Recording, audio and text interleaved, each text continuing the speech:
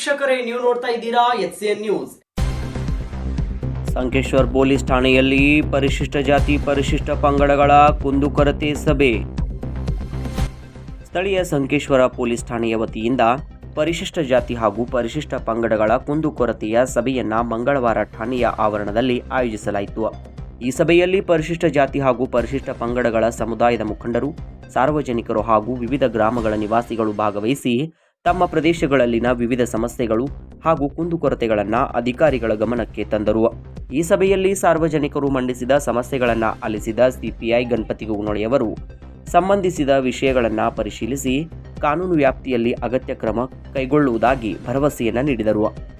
ಕುಂದುಕೊರತೆಗಳನ್ನು, ಸಮಸ್ಯೆಗಳನ್ನು ಪ್ರಸ್ತಾಪ ಮಾಡಿದರು. ನಾನು ಈ ಎಲ್ಲ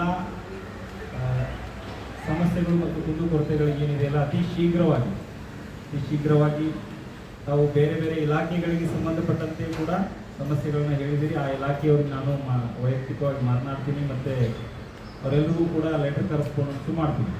ಮತ್ತು ನಮ್ಮ ಇಲಾಖೆಗಳಿಗೆ ಸಂಬಂಧಪಟ್ಟಂತೆ ಈ ಸಮಸ್ಯೆಗಳನ್ನು ಹೇಳಿದಿರಲ್ಲ, ಅವನು ಕೂಡ ನಾನು ಅತಿ ಶೀಘ್ರವಾಗಿ ಅದನ್ನು ನಾನೇ ವೈಯಕ್ತಿಕವಾಗಿ ಕುತ್ಕೊಂಡು ಚರ್ಚೆ ಮಾಡಿ ಅವನ್ನ ಬಗೆಹರಿಸುವ ಪ್ರಯತ್ನವನ್ನು ಮಾಡ್ತೀನಿ. ಇದೇ ವೇಳೆ ಸಮಾಜದಲ್ಲಿ ಶಾಂತಿ, ಸೌಹಾರ್ದತೆ ಹಾಗೂ ಕಾನೂನು ಸುವ್ಯವಸ್ಥೆ ಕಾಪಾಡಲು ಸಾರ್ವಜನಿಕರು ಪೊಲೀಸ್ ಇಲಾಖೆಯೊಂದಿಗೆ ಸಹಕರಿಸುವಂತೆ ಮನವಿಯನ್ನ ಮಾಡಿದರು.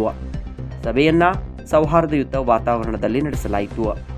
ಈ ಸಂದರ್ಭದಲ್ಲಿ ಪರೀಕ್ಷಾನಾಧಿಕಾರಿಗಳಾದ PSI ನಂದಿನಿ ಕಲ್ಶೆಟ್ಟಿ, ಮುಖಂಡರಾದ ಗಂಗಾರಾಮ್ ಬೂಸುಗೋಳ್, ಪ್ರಮೋದ್ ಹೊಸ್ಮನಿ, ಪ್ರಕಾಶ್ ಮೈಲಾಕೆ, ವಿನೋದ್ ನಾಯ್ಕ್, ಶಿವಶಂಕರ್ ಸಮಕ್ನವರ್ ಸೇರಿದಂತೆ ಇನ್ನಿತರರು ಉಪಸ್ಥಿತರಿದ್ದರು.